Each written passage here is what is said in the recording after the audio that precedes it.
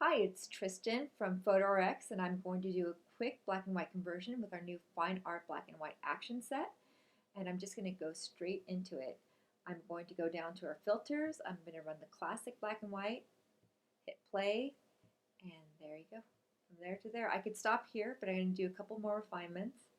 I am going to lighten her eyes using our Smart Dodge tool. I'm going to hit play, continue, and a dodge tool is perfect for lightening up any areas um, that you would like to, like if you wanted to lighten up the shadows in here.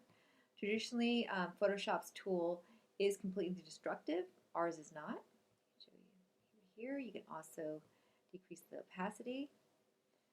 And I am going to do a faux flatten.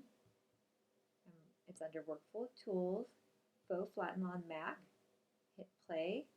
And what that does is it will flatten all the layers beneath it, but it completely does not destruct these layers. So if you want to go back, you could get rid of that layer and start all over again.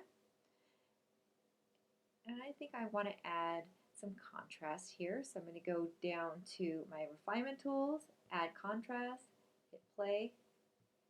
I think that's a little much, so I'm going to lower the opacity. And then I want to add some grain. I really want you to see our grain. We worked really hard on it, so it looks really natural and authentic. You can see in this area here,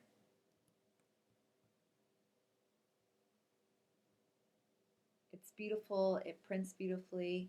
We're really happy with it. I think you will be too. And just so you can see where we went. We came from here to here. You have a beautiful black and white. We hope you enjoy this set as much as we do, and if you have any questions, just let us know.